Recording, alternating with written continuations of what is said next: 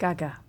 Yes. Welcome back. Thank you for having me. You had an enforced absence, didn't you, between the last album and this one, due to illness. How were you as a patient, and how is it to be back?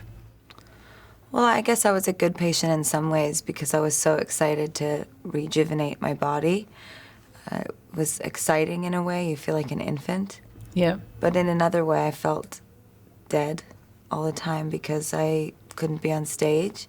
So I guess I just really took to enjoying and appreciating the parts of what I do that are life as art all the time, as a way to make it through that sort of torture I was feeling. I think it was good for me because this stage is, it's a place that I started to rely on, I think, very much, and the fans and that interconnection. And when it went away, I had to find a more spiritual connection with music and art, and I'm sort of on that journey path now. If you think about how you present yourself, say, on stage, if you think about a lot of pop artists, particularly female artists, they're presented in a straightforwardly sexual way very often. They have to be really good looking, they have to be presented as though the first thing you're going to react to is, do you fancy them? Do you think they're lovely?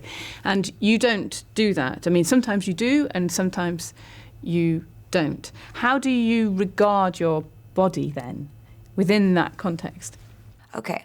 Well, I would say that in pop music, in that particular sphere, that there's a sort of one-dimensional quality to sexuality. So I think that the difference between what I do and that, if I can maybe start there, is that there's an intention always behind the sexuality, if the sexuality is there. But most of the time, I don't particularly find myself to be very sexy, actually. And then in the beginning of my career, I think that some of this exploration of covering myself up and transforming into other icons and other states of life force was a sense of sexual freedom for me, because I felt quite numb by my experiences and I wanted to escape things.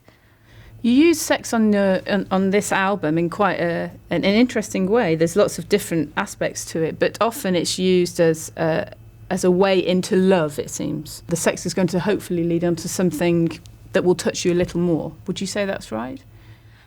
Yes, I would say that that's right, but I actually don't create with the intention of the finale.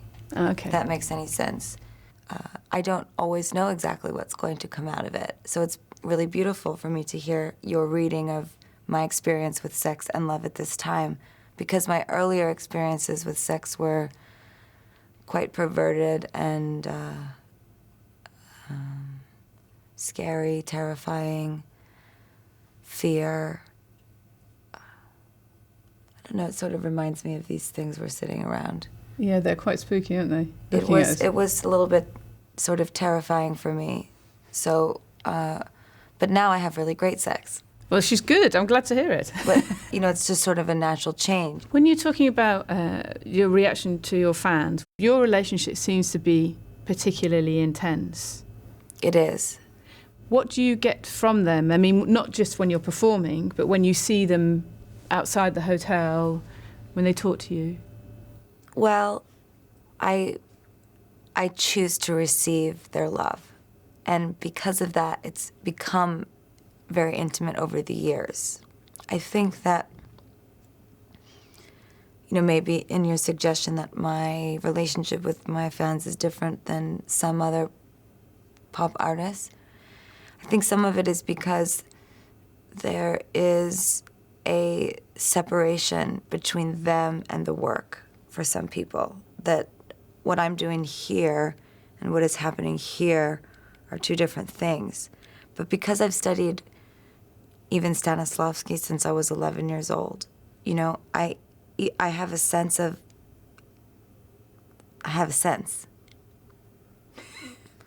So because of that, I'm aware of their energy all the time, and I receive it. So I need it for my work. I can't survive as what I've become without them. I didn't mean to interrupt there, sorry. When you leave the... Didn't mean to talk for so long. These things happen, You've got a lot to say.